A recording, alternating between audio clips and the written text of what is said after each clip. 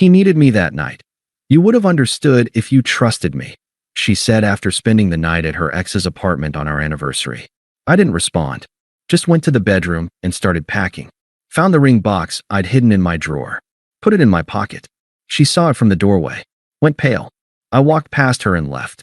Hey viewers, before we move on to the video, please make sure to subscribe to the channel and hit the like button if you want to see more stories like this. Thanks.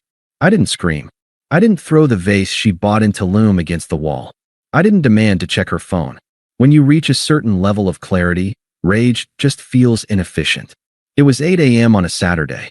My girlfriend of 3 years, Sarah, had just walked through the front door. She looked wrecked, but not.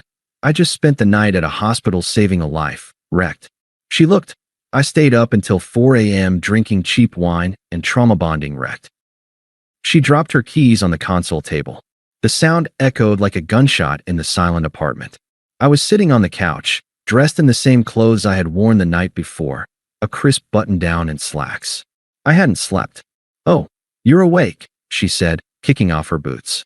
She rubbed her temples, feigning a headache to buy sympathy. God, what a nightmare. I am exhausted. She walked past me toward the kitchen, expecting me to follow her like a puppy, expecting me to ask if she was okay. When I didn't move, she paused and turned around. The air shifted. She saw the shirt. She saw the unlit candles on the dining table behind me. She saw the unopened bottle of vintage Cabernet, a $200 bottle, sitting next to 2 empty, pristine glasses. Mark, please, she sighed, her voice dripping with preemptive annoyance. Don't do this. Don't start. Start what? I asked. My voice was frighteningly calm. The silent treatment thing. Jason was in a really bad place, okay? He was spiraling. He called me in a panic. If I hadn't gone over there, I don't know what he would have done. Jason, her ex. They broken bird. She dated for 2 turbulent years before me. The guy who was an aspiring DJ at 24 and remains an aspiring DJ at 29. For 3 years, I had been the rock, the stable engineer who paid the bills, planned the trips, and fixed the leaking sinks. Jason was the crisis, the chaotic artist who only called when he was broke, high, or lonely. It was our 3rd anniversary, Sarah, I said. We had reservations at Le Bernardin. I booked that table 4 months ago. She rolled her eyes. Actually rolled them. I know. And I feel bad about the dinner, I do. But this was a life or death situation, Mark. He was talking about ending it. What kind of person would I be if I ignored that because of a dinner reservation? There it was. The pivot. She was trying to make me the villain for caring about our milestone. So he was suicidal? I asked. Yes. He was hysterical. Did you call 911? She froze. What? If he was an immediate threat to himself, you should have called emergency services. Professionals. Did you call them? No. Mark, I didn't call the cops on him. He just needed someone to talk to. He needed to not be alone. I stood up and walked toward her. As I got closer, the smell hit me. It wasn't the antiseptic smell of a crisis center or a hospital waiting room. It was distinct. Stale vape smoke. The sour tang of spilled IPA. And underneath it all, the aggressive, musky scent of Santal 33, Jason's signature cologne. You smell like a dive bar, I stated. Her face flushed a deep, guilty crimson. After he calmed down, we had a drink to settle his nerves. We fell asleep watching a movie. On the couch. Nothing happened. You missed our anniversary to get drunk with your ex-boyfriend because he was lonely. He needed me, she shouted, her voice cracking. God, you are so insecure. You can't handle that I care about people? You would have understood if you actually trusted me instead of being so jealous. That sentence broke it. You would have understood if you trusted me. I looked at her. Really looked at her. I saw the smear of eyeliner she hadn't washed off. I saw the defensiveness in her posture. She wasn't sorry. She felt entitled to my patience. She felt entitled to my stability while she got her emotional fix from the chaos of her past. She wanted to play nurse to a man who refused to grow up, and she wanted me to foot the bill for the apartment she came home to. I didn't say another word. I turned around, walked past her, and went into the bedroom. Mark, where are you going? Are you walking away from me? She followed me, her voice rising in pitch. I pulled my suitcase out from the top shelf of the closet, threw it on the bed, unzipped it. Oh my God, you have got to be kidding me, she laughed, a harsh, incredulous sound. You're packing? Because I helped a friend? You are being so dramatic right now. I walked to the dresser. I opened the sock drawer. Mark, stop it. Talk to me. I reached into the back of the drawer, under the heavy wool socks I used for hiking. My fingers brushed the cool, fuzzy velvet. I pulled out the box. It was a small, navy blue box. Inside was a platinum band with a 1.5-carat solitaire diamond. I had spent 6 months saving for it. I had driven 2 hours to a specific jeweler to get the cut right. I was going to propose over dessert last night. I turned around. Sarah was standing in the bedroom doorway, hands on her hips, ready to launch into another speech about my lack of empathy. Then she looked at my hand. Her mouth was open, mid-sentence, but the sound died in her throat. Her eyes went wide. Her face didn't just pale, it went gray. Her hands dropped from her hips to her sides, limp. The arrogance vanished, replaced by a sudden, horrific clarity. She looked at the box. Then she looked at the suitcase. Then she looked at me. Mark, she whispered. The word came out like a choke. Is that? Were you? I didn't answer. I didn't open the box to show her the ring she lost. She didn't deserve to see the sparkle. I simply slipped the box into my pocket. I turned back to the bed, threw in 3 days' worth of clothes, my laptop, and my toiletries. I zipped the bag shut. No, no, no, no. She started stammering, stepping into the room. She reached out to grab my arm. Mark, wait. You were going to propose? Last night. I sidestepped her reach. I grabbed the handle of my suitcase. Mark, please. Stop. Let's talk about this. She was panicking now, blocking the path to the door. Tears were instantly welling up. Real tears this time. Tears of loss, not manipulation. I didn't know. If I had known, I never would have picked up the phone. I would have told Jason to fuck off. I stopped for 1 second. Just long enough to look her in the eye. That's the problem, Sarah, I said softly.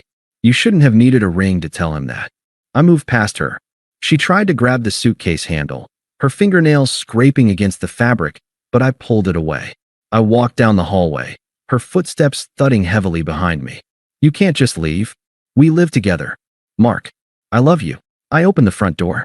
Mark, she screamed, a guttural sound that probably woke the neighbors. I stepped out, closed the door gently behind me, and listened to the lock click. I walked down the stairs, got into my car, and drove away. I didn't turn on the radio. I just drove in silence, feeling lighter than I had in years. The first 48 hours were a masterclass in modern digital harassment. I had checked into a bland, mid-range hotel about 20 minutes from my office. It wasn't glamorous, but it was quiet.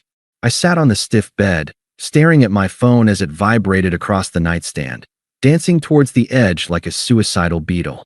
Sarah, 12 missed calls. Sarah, 14 text messages. The text followed a predictable, almost clinical progression of grief, or rather, the grief of a narcissist losing their supply.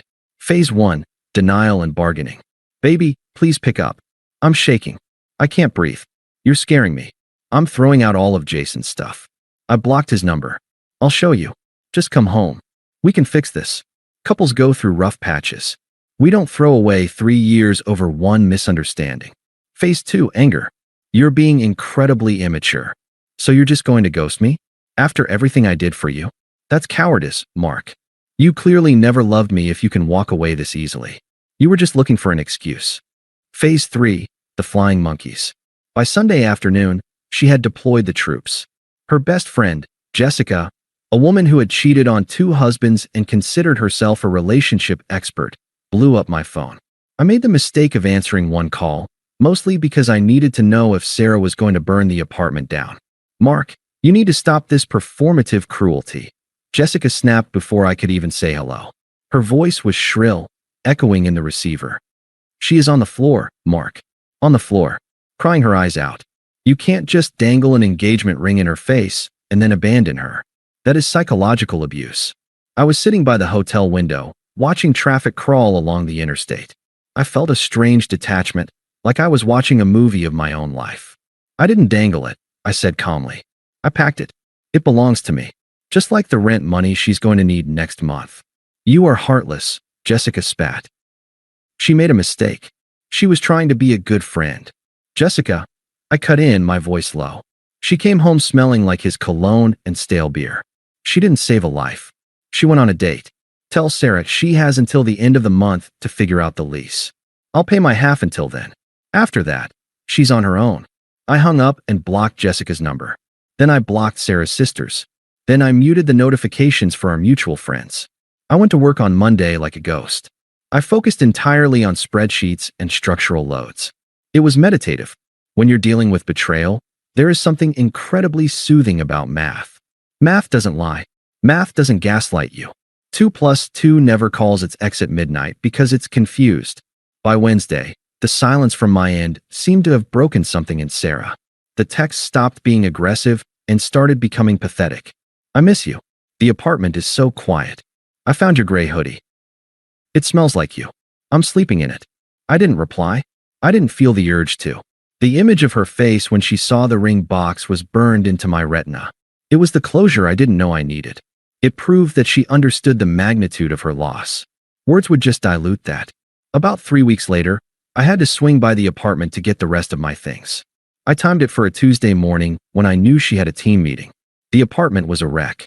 It looked like a frat house. Takeout containers on the coffee table, a pile of laundry on the sofa. It was the physical manifestation of her internal state. I packed my books, my espresso machine, and the rest of my clothes. As I was loading the last box into my car, my neighbor, Mrs. Gable, walked by walking her pug. Mrs. Gable was the neighborhood surveillance system. "Mark," she waved, shuffling over. "I haven't seen you. Is everything all right?" Sarah has had company quite a bit lately. I paused. "I moved out, Mrs. Gable. We broke up." She looked conspiratorial. "Oh, I assumed. That young man with the loud muffler? He's been parking in your spot. Plays music at all hours.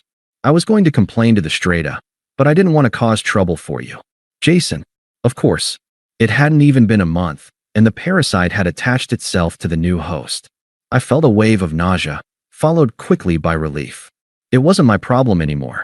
"Feel free to complain, Mrs. Gable," I smiled. "I'm off the lease as of the 1st. It's not my spot anymore." I heard the rest of the story through the grapevine over the next few months. You know how it is. You try to cut ties, but mutual friends get drunk and talk. Apparently, once I was out of the picture, Sarah tried to lean on Jason for the emotional and financial stability I had provided. She expected him to step up. She thought their connection was stifled by my presence, and now they could finally flourish.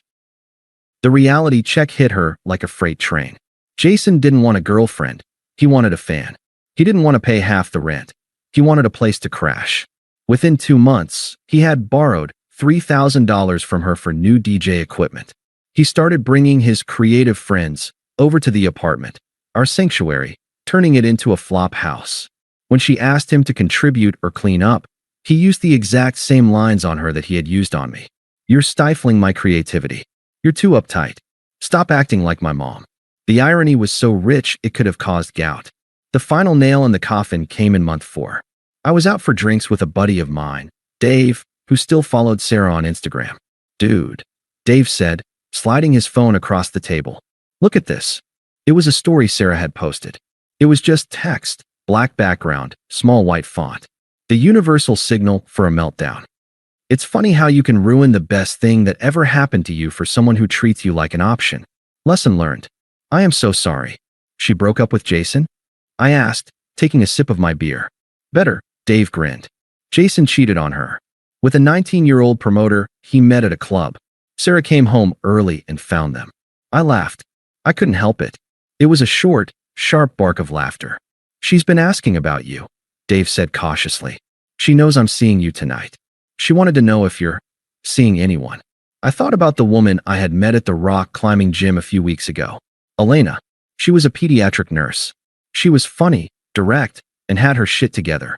We had gone on 3 dates. No drama. No exes lurking in the shadows. Just easy, comfortable chemistry. "Tell her I'm doing great," I said. "And tell her I sold the ring." Dave's eyebrows shot up. "You sold it?" "Yep. Last week." "What did you do with the money?" "I bought that vintage Ducati I've been talking about for 5 years," I said, signaling the waitress for the check. Sarah always said motorcycles were too dangerous. She wouldn't let me get one. I stood up, grabbing my jacket. "Turns out," I said, "she was the dangerous one." 6 months passed. If you've never rebuilt a life from the ground up, let me tell you, it's addictive. The first month is hell, the second is work, but by the third, you realize how much dead weight you were actually carrying. I wasn't just free of Sarah. I was free of the anxiety she masked as passion. I was free of the constant need to manage her emotions, her crises, her doubts. I threw myself into everything I had put on hold. I worked harder, but smarter. I got a promotion to senior project manager, which came with a significant raise. I took the Ducati on weekend trips up the coast, feeling the wind tear past me, clearing out the last cobwebs of the past. And I started seeing Elena properly. It was different, quiet. When Elena had a bad day at the hospital, she didn't lash out or disappear. She told me about it. We ordered Thai food, and we watched bad sci-fi movies. There were no games, no tests of my loyalty, just two adults building something solid. One Tuesday evening, I was at a high-end furniture store downtown. I was buying a new sectional for my condo, a place I bought with my own money, decorated with my own taste. No beige throw pillows. No live, laugh, love signs. I was testing the firmness of a charcoal leather sofa when I felt eyes on me. The hairs on the back of my neck stood up. It's a primal instinct, knowing when you're being watched. I turned around. Standing near the entrance, looking like a ghost of her former self, was Sarah. She looked diminished. That's the only word for it. She was wearing old yoga pants and a stained hoodie. Her hair was pulled back in a messy, frantic bun. She looked tired, aging 5 years in the last 6 months. She was holding a cheap iced coffee, and she was staring at me like I was a mirage. I didn't panic. I didn't feel a spike of adrenaline. I just felt bored. She hesitated, then walked over. Her walk was tentative, missing that arrogant strut she used to have. "Mark," she said. Her voice was small. "Sarah," I nodded politely. "How are you?" She blinked, seemingly thrown off by my calmness. She expected anger, or maybe longing. She didn't know what to do with indifference. I'm okay," she lied. Her eyes darted over my outfit, a tailored jacket, good boots. She looked at the expensive sofa I was leaning against. "You look really good." "Happy." "I am," I said. "I really am." She bit her lip. I saw the gears turning. She was looking for an opening. "I heard about the promotion," she said. "Dave told me. Congratulations. You always worked so hard. I always said you'd run that place someday." "You actually said I worked too much and lacked spontaneity." I corrected her gently. "But thank you." She flinched. "Mark, look, can we talk? Just for 5 minutes? I tried texting you, but I blocked you, Sarah." I know you did. And I deserved it." She took a step closer, invading my personal space. The smell of stale coffee and desperation was palpable. "But I need to say this. I need you to know that I messed up. Big time. Jason, he was a mistake. A massive, horrible mistake." I checked my watch. Not as a power move, but because I actually had dinner plans. "I know," I said. "I heard. He was abusive, Mark. Emotionally. He used me. He drained my savings. I'm staying on Jessica's couch right now because I couldn't afford the rent on the old place alone." Tears started to well up in her eyes. I realized something. Every time he treated me like dirt, I thought of you. I thought of how safe I felt with you. How you never made me feel anxious.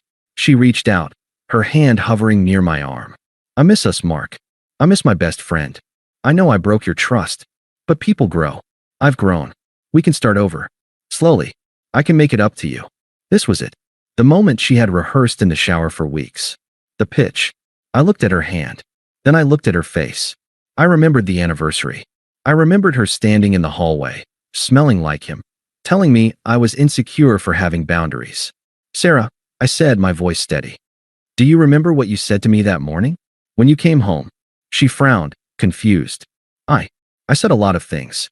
"You said, you would have understood if you trusted me." She nodded eagerly. "Yes, and I know I was wrong to say that." No. I cut her off. "You weren't wrong." She froze. "What?" "You were right," I said. "If I had trusted you, I would have been a fool. But I trusted myself instead, and I understood exactly what I had to do." I stepped back, putting distance between us. "I don't hate you, Sarah. I don't think about you enough to hate you. But we aren't starting over. We aren't anything. You chose a life of chaos, and I chose a life of peace. And I'm not trading my peace to fix your mistakes." Her face crumpled. "But the ring. Mark, you bought a ring. You wanted to marry me. You can't just turn that love off. I didn't turn it off, I said. You killed it. That morning, you looked me in the eye and chose him. The ring was just a piece of metal after that. I sold it, I added. It paid for the down payment on this condo. So in a way, you did help me build my future. Just not the one you wanted. Her mouth opened, but no sound came out. She looked around the store, at the expensive furniture, at the life she could have had, at the man she threw away for a guy who cheated on her with a teenager. I have to go, I said. Elena is waiting for me. We're making dinner. Elena, she whispered. My girlfriend, I said. The word tasted good. She trusts me. And I trust her. It's nice. You should try it sometime. I turned my back on her. I didn't wait for a response. I didn't look back to see if she was crying. I walked toward the exit, toward the cool evening air, toward my bike, and toward a future that finally belonged to me. Behind me, in the store, there was only silence. And it was beautiful. Thanks for watching. Make sure to subscribe to the channel and hit the like button. What do you think about this story? Share it in the comments.